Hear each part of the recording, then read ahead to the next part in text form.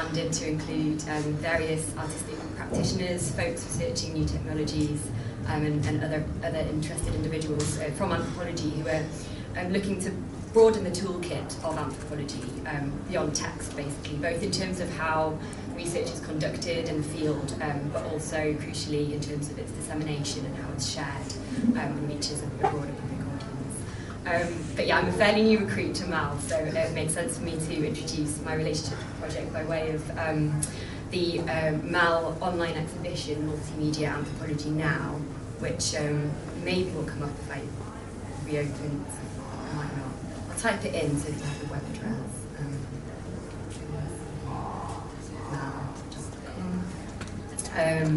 Which, no, not that.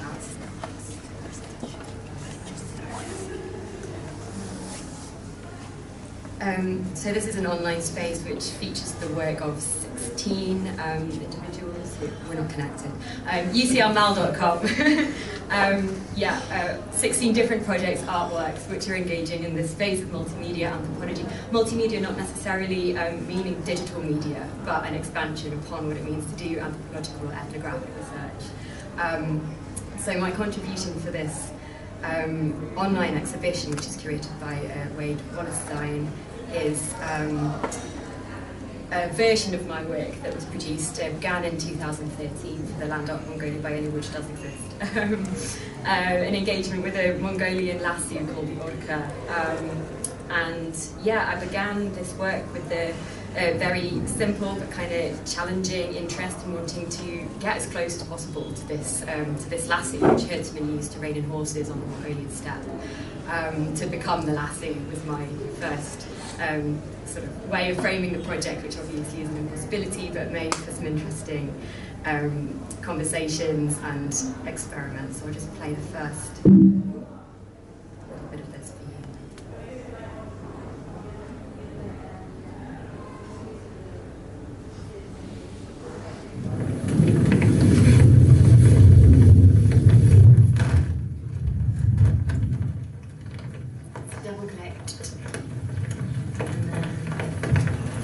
Apple C to copy, Apple N for utilize, comes up with the response from Apple D.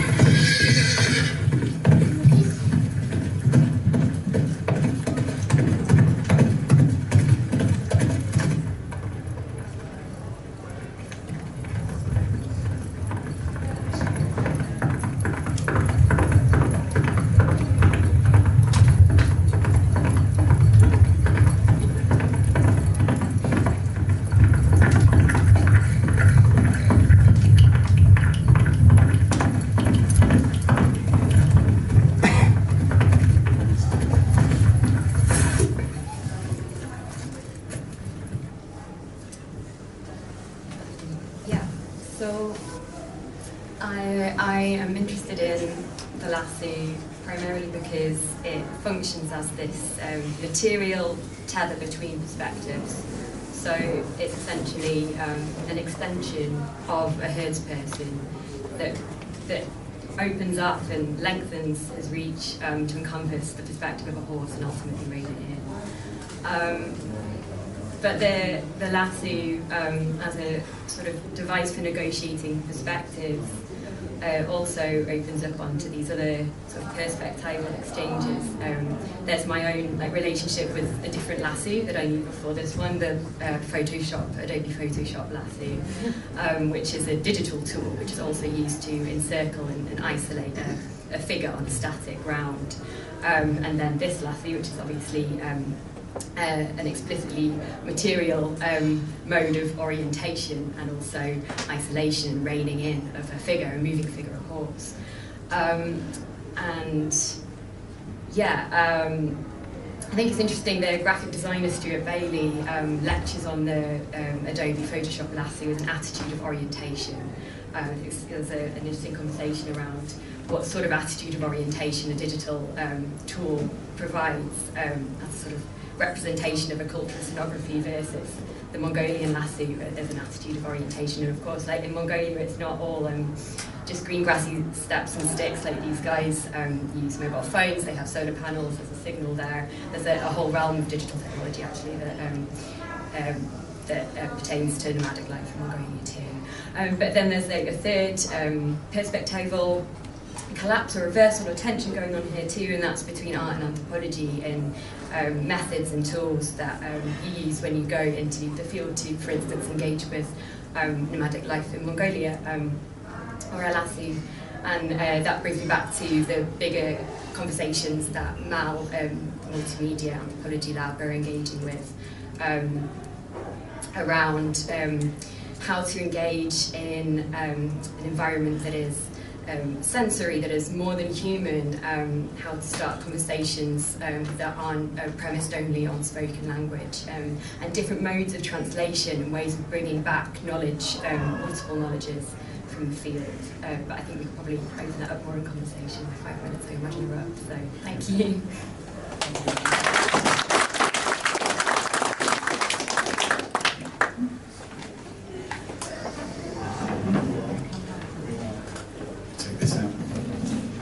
Very much, Marnie, and thank you all three for your presentations. I'm going to hand this over to someone so we can start a bit of a discussion. I think there's a really nice set of projects there that sort of explore the digital material in various different perspectives and different angles and practices. It shows to show how I think there's various different ways that this technology can bring people together or bring communities together, but also how it separates, how it can make the world seem so massive as well, and complex in terms of how many platforms and media there are out there. And one of the questions I think I came up with as I was watching those, this is for Elliot first of all, is that with all these platforms and media that are available to you, you chose the zip file as a way of zip files and Google Maps as a way of artists showcasing their work. And why exactly do you think you chose those platforms? So there's very practical reasons of why we went to those, and then there's more sort of conceptual rationales. On the practical side, the zip files, there's an ease to having it. It works like a publication.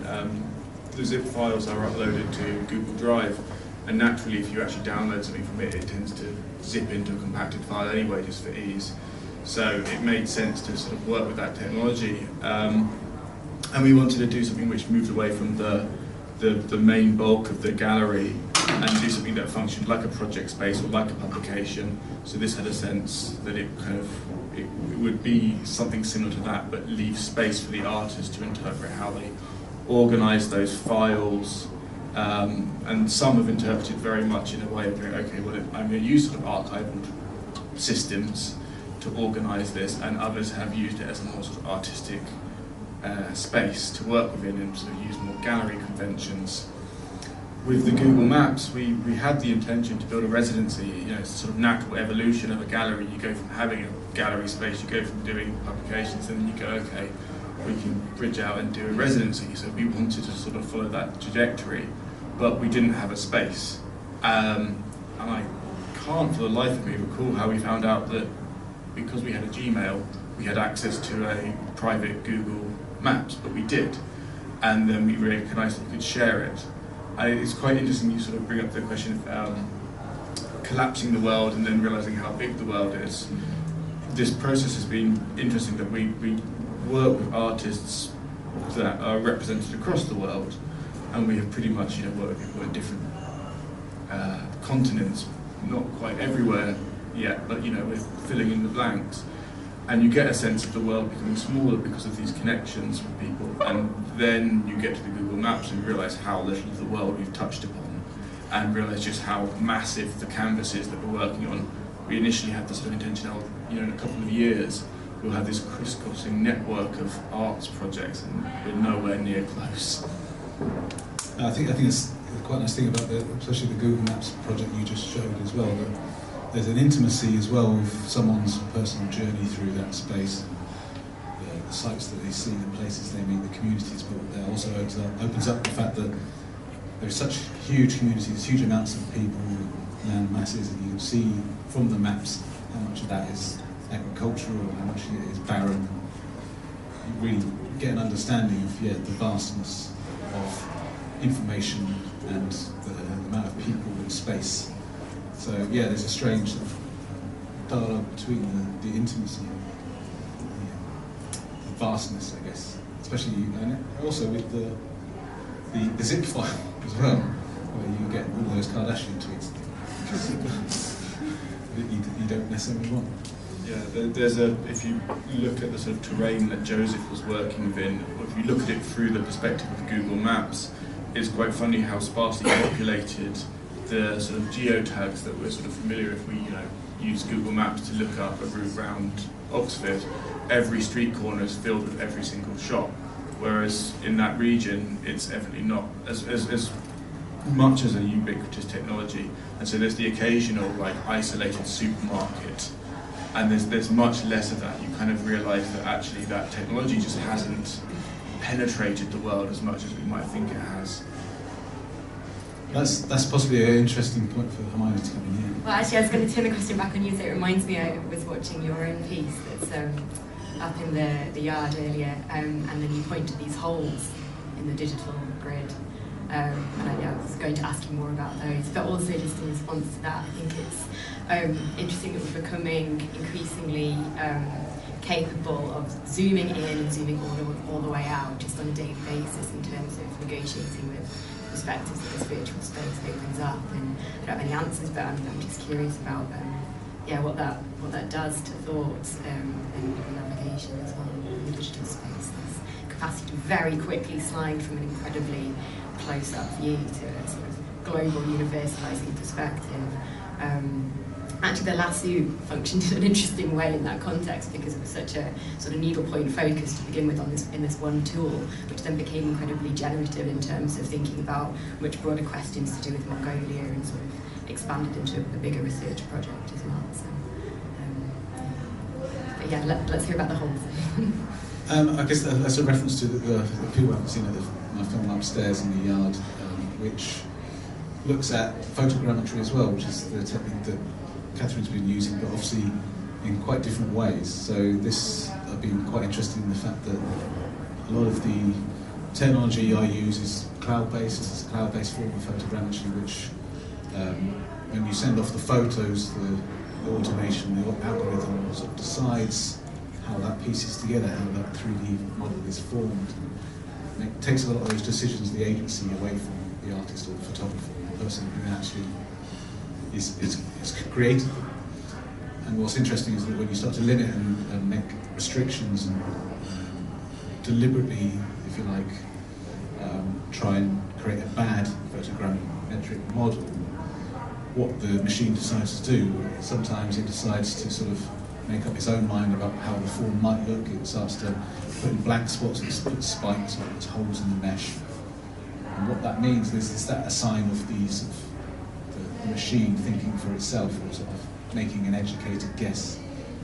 And I just wondered, actually, maybe this is a good point to bring Catherine in about, obviously, a completely different sort of area about the sort of the unknown parts of digital technology and how that sort of factors into your research as well? Is that something that's quite scary, or is that some? I mean, it is scary. Asking for the trust of curators who look after these wonderful objects, asking for them to get out of the case something that's incredibly fragile, and then to represent it. You know, there's always a moment of nervousness when you present something back to the museum, to the curators. You have such an intimate relationship with the objects. We've never had a bad reaction, so I think. But you're right that there are lots of decision points along the way where you're cleaning something up and having to take a little piece off here, and actually the sort of substance under the finished model. So the finished models often look beautifully lit and very tangible, but there are lots of missing pieces of information. So there are lots of places where the algorithm software is making some assumptions and connecting the dots. And so when you look underneath what looks like a beautifully polished model, there are lots of problems. That in itself, I think, is quite an interesting issue. And those issues often pop up when we go to print something and the printed object goes completely awry. So we've had that a few times with, particularly with carved objects like cylinder seals, where we've tried to print them in something that looks really beautifully defined in terms of how the shapes are created in the object. They just sort of get a bit mushy when you print them. And this is a bit of a technical question, but have you ever scanned or tried to capture something that is reflective? Are there any artifacts that are reflective? And how do you go about doing something like that? I mean, it's obviously impossible, isn't it? Because the software is looking for points of reference, and it gets very confused with reflective surfaces. So there are definitely things that don't really work with photogrammetry. But then we're often surprised. So we often go in with lots of disclaimers and say, we don't think this is going to work out at all. There was an absolutely extraordinary object in the Pitt Rivers collection that had lots of spikes, lots of blades, and that's really tough for the computer to figure out what on earth's going on there. But it came out really, really well. So I think it's always worth having a go, because if you're interested in the technique, the process through which you go allows you to just really study the object in a way that I think it rarely would be otherwise. Just as you move through those different stages, the point clouds and then the meshes, you really get a sense of something. I think it's an incredible experience, actually, if you're interested in the object as well. No, absolutely. I think it gets to the point where it's technically so proficient that you go beyond what is normally visible. Yeah. And that becomes a very interesting area where you're sort of almost quite easily be able to go microscopic or look at find traces that you wouldn't be able to find before. Yes. Like you're saying about the fingerprints, which I presume were from the maker. From the maker, maybe hundreds or thousands of years ago. Yeah. So I guess it does allow for new knowledge to be found. It definitely does. Yeah. No, it's interesting. I think, I guess the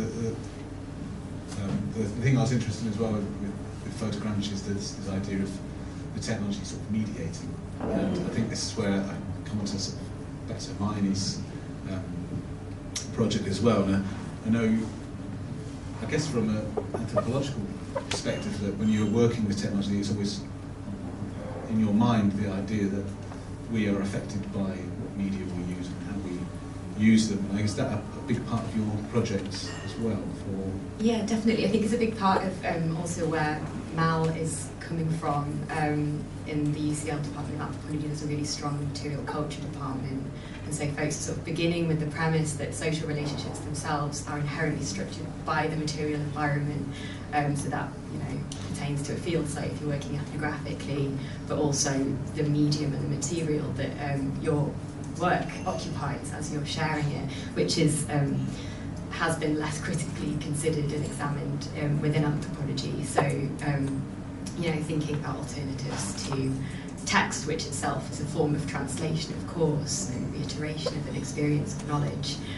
what happens if you're not translating something into text. Most of my research involves human-animal communication, so another online engagement involves forums that hunters use to share their tricks and techniques for vocally calling and luring in other animals, and then if you're trying to share this with an online community of other hunters, you end up transcribing into written text the language that it takes to gobble a turkey, and language abstracts and becomes very beautiful. And so, yeah, like, maybe that is one way. I'm interested in that forum and it works for hunters, but maybe there are ways that are more apt for certain forms of anthropology and certain forms of knowledge acquisition and dissemination, which retain their integrity and abstract and recrystallize with more integrity through, for instance, I mean, experiments in VR are very interesting. They're new, but you can create a world which you know, you're situated within. It's profoundly embodied on one level. And interestingly, actually, VR capture technology, I learned recently, replicates prey vision rather than predator vision, because it's very broad. It's sort of all immersive, like surrounds around the edges. Your perspective becomes much broader. So in fact, when you enter a VR space, sort of take on more of the vulnerability and the like hypersensitivity of a prey animal rather than a predator, which already is just a very interesting space to explore. But again, like, just many questions and no answers at this stage. Just so new to the conversation. Yeah.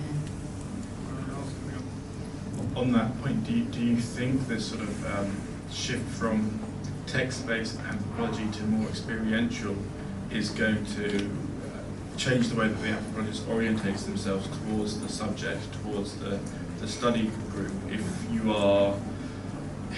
you're not acting as the predator, if you're not acting as the observer who's hiding in the grass and studying, but you're embodied and you're sort of sitting within, is that conversation happening? Is that a consideration? Yeah, I mean, there's definitely a conversation about decolonising the discipline and methods that are less grabby and more participatory, and I think that's certainly true. I mean, you can have a two-way conversation, but you can also make something with somebody. Rafaela's work, actually, which features on the in the online exhibition, involves oral histories that she gathered with folks in favelas of Rio, and then projected back onto the architecture within which these people lived. And is presented online as a document of that process. And she's found that that process of actually resharing the documents that she co-created with people very productive in terms of stimulating a new layer of conversation. And then the project lives on sort of beyond her as well. So yeah, that's definitely part of the conversation. Yeah. We've had a really interesting and sort of broadly similar experience with some of the communities in the Pit Rivers work with. So with the Hyder collections, for example, there are multiple interactions, both where objects and things go back to Hyder, why people come from the communities to Pit Rivers to see how things are staged in the museum, to create new things, to recreate things. And we've had such an interesting experience of creating models of objects. The object, those are sort of virtually deposited